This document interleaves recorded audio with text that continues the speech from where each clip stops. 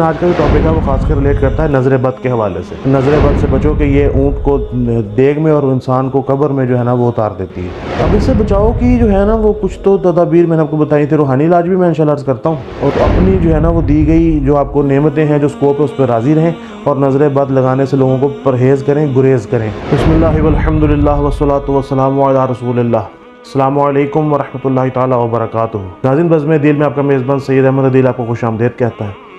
इससे पहले कि मैं आज की वीडियो स्टार्ट करूं, आपसे गुजारिश है कि मेरे इस चैनल को सब्सक्राइब करें, वीडियोस को लाइक करें और कमेंट करें। नाज़रीन, आज का जो टॉपिक है वो खासकर रिलेट करता है नज़र बद के हवाले से। एक वीडियो इससे पहले हमने बनाई थी जिसमें नज़र बद और जादू टोना के हवाले से डिस्कशन की गई थी, लेकिन फिर कुछ लोगों ने रब्ता किया और उन्होंने कहा जी कि ख़ास पर्टिकुलरली जो है ना वो नज़र बद के हवाले से कुछ थोड़ी सी डिस्कशन आप करते हैं। तो नज़र बद के हवाले से मैंने जैसे पहले आपको बताया था कि ये लोग बेसिकली जो है ना वो हसद रखने की वजह से या किसी से जो है वो इनाद रखने की वजह से या उन अकम्पलिशमेंट्स तक ना पहुंचने की वजह से जो उनमें काबिलियत नहीं है या वो नहीं कर सके, अपनी ज़िंदगी के कुछ रिग्रेट्स हैं, तो बस फिर वो दूसरे की चीज़ पर जो है वह दूसरे की नेमत पर नज़र लगा कर बैठ जाते हैं।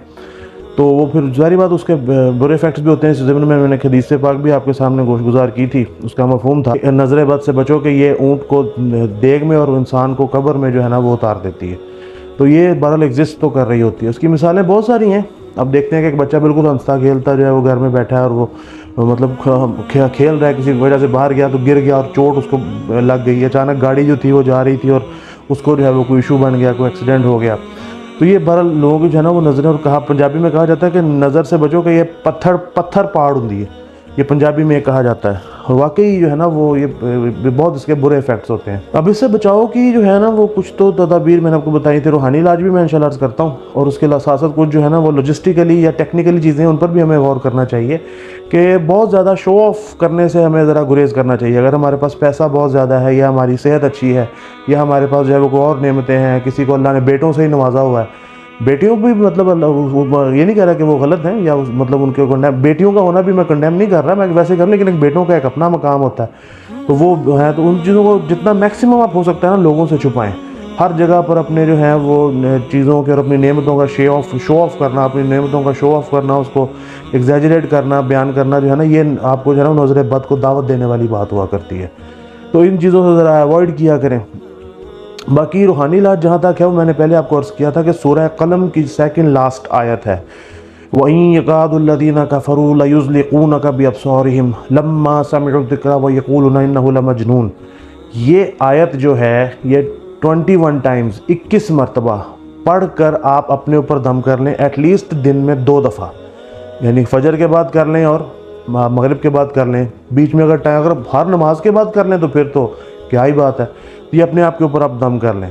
अब इसमें एक चीज़ ये होती है कि मिसाल के तौर पर मेरी गाड़ी है, मेरा बच्चा है, मेरे पास जो है वो पैसा है या इस तरह की चीज़ें हैं, तो फिर आप उस चीज़ का तसव्वुर लें, अपने बच्चे का तसव्वुर लें, अपने जो है वो आप दौलत का तसव्वुर ले लें, आप अपनी जो है वो गाड़ी का तसव्वुर लेकर उस पर अलहदा से दिन में कोई एक टाइम आप दम कर दें, तो इंशाल्लाह नज़र बद जो है वो नहीं लगेगी, और अगर है तो वो इंशाल्लाह उतर भी जाएगी।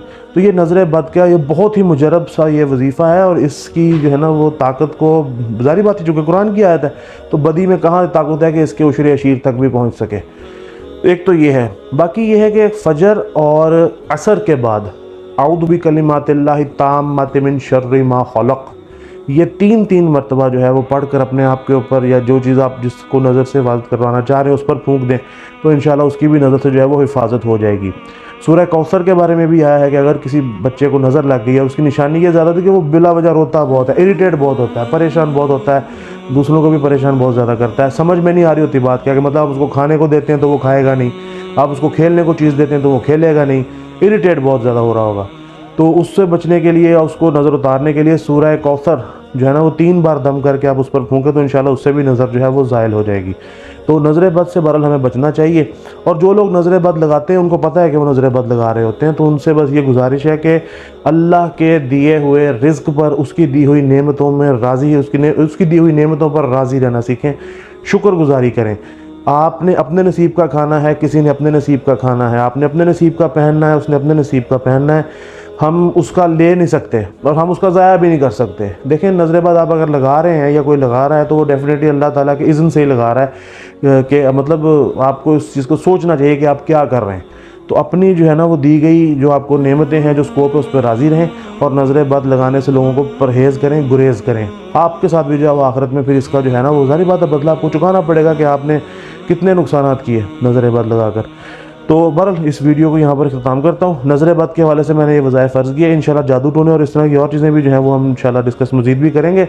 अगर किसी को फिर भी कोई प्रॉब्लम हो तो वो नीचे ईमेल आईडी मेंशन हम लोग कर देंगे, तो वहाँ पर हमसे रब्ता कर सकते हैं, तो इंशाल्लाह मामला हल कर दिया जाएगा। अस्सलामु अलैकुम वरहमतुल्लाहि ताला वबरकातुहू।